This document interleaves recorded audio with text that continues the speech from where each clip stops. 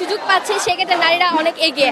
দেখা যায় যে জিপিএ রেজাল্টে, বিভিন্ন ধরনের পাবলিক রেজাল্টে, তারপর হচ্ছে প্রত্যেক ডিপার্টমেন্টে ফার্স্ট হয় মেয়েরা, টপার হয় মেয়েরা, সেক্ষেত্রে নারীরা কিভাবে পিছিয়ে থাকতে পারে? তো আমরা নারী কোটা চাচ্ছি না, আমরা চাই আমরা আমাদের মেধার মাধ্যমে আমরা যোগ্যতা প্রমাণ করতে চাই। সাদ্দাম হোসেন জনাব উনি যেই দাবিটি করেছেন সেটা ইনভ্যালিড এবং সেটা একদম হাস্যকর। উনার মতো জায়গা থেকে এই ধরনের মন্তব্য অপ্রত্যাশিত। গতকাল স্পষ্ট বলে দিয়েছে সরকার চাইলে কোটাকে রিডিউস করতে পারে, ইনক্রিজ করতে পারে। পৃথিবীতে যদি সন্তান জন্ম দিতে হয় তখন প্রসব বেদনা সহ্য করতেই হবে মানুষকে। সাময়িক যেই সমস্যাগুলো হচ্ছে এই সমস্যাগুলো মেনে নিচ্ছে। সুতরাং এই জায়গায় আমি জনদুর্ভোগ শব্দটি আমি ব্যবহার করতে আমাদের আপত্তি রয়েছে। আমরা যে এক দফা দাবি করেছি সেখানে বলেছি যে সকল গ্রেডে আমাদের যে কোটা সিস্টেম আছে সেই কোটা সিস্টেমে ন্যূনতম পর্যায়ে নিয়ে আসবে। জনমতের ভিত্তিতে সেই ন্যূনতম পর্যায় কি আমরা বলেছি যে ৫% হলো জনমতের ভিত্তিতে সেই ন্যূনতম পর্যায়।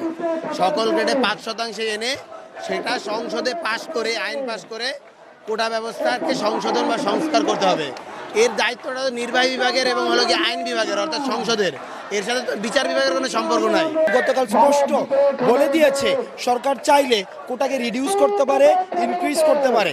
তাই যতক্ষণ না পর্যন্ত সরকার এই বিষয়ে সরাসরি কোনো ঘোষণা দিচ্ছে এবং পরিপত্র জারি করে আইন পাশ করার মতো সিদ্ধান্ত গ্রহণের কোনো ঘোষণা দিচ্ছে, ততক্ষণ পর্যন্ত আমাদের এই আন্দোলনটি চলতে থাকবে। দেখুন, এগুলো আমাদের হাসি পায় আসলে, কারণ আন্দোলনের শুরু থেকে যারা ছিল এখনো পর্যন্ত আছে, কিন্তু যারা কখনোই আন্দোলনে আসেনি তারাই বরং হচ্ছে হাইকোর্টের রায়ের পরে তারাই সংবাদ সম্মেলন করে সেটাকে স্বাগত জানিয়েছে।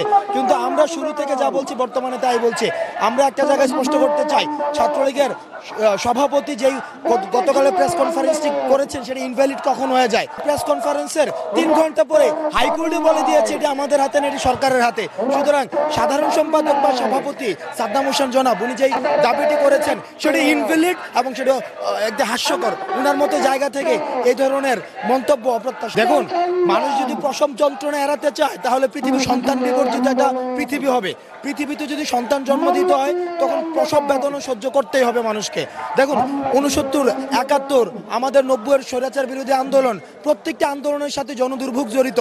কিন্তু এটা জনদুর্ভোগ না, এটা জনসম্পৃক্তি। কারণ চারপাশে আমরা যখন আন্দোলনের ব্যাপকতা যত বৃদ্ধি পাচ্ছে, সার্বজনীনতা তত বৃদ্ধি পাচ্ছে এবং মানুষ সাদরে তাদের এই সাময়িক যে সমস্যাগুলো হচ্ছে এই সমস্যাগুলো মেনে নিচ্ছে।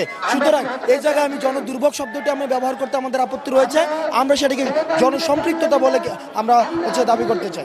সঠিক প্যাড আর সঠিক তথ্য দিয়ে এসব সামলে নিব এক হয়ে। Mona Lisa sanitary napkin. নারীরা যেহেতু সুযোগ পাচ্ছে সেক্ষেত্রে নারীরা অনেক এগিয়ে। দেখা যায় যে জিপিএ রেজাল্টে, বিভিন্ন ধরনের পাবলিক রেজাল্টে, তারপর হচ্ছে প্রত্যেক ডিপার্টমেন্টে ফার্স্ট হয় মেয়েরা, টপার হয় মেয়েরা, সেক্ষেত্রে নারীরা কিভাবে পিছিয়ে থাকতে পারে? তো আমরা নারী কোটা চাচ্ছি না, আমরা চাই আমরা আমাদের মেধার মাধ্যমে আমরা যোগ্যতা প্রমাণ করতে চাই। আমার সংবিধান যদি বলে যে অনগ্রসর জাতি হিসেবে নারী এখনো পিছিয়ে, তাহলে এই 5%-এর মধ্যে কাদের কাদের রাখতে হবে এটা সরকার নির্ধারণ করবে, নির্বাহী বিভাগ নির্ধারণ করবে। দেখেছি যে রাজপথে না নামলে আমাদের কোনো দাবি আদায় হচ্ছে না, এর জন্য আমরা রাজপথে থেকেই দাবি আদায় করে ছাড়ব।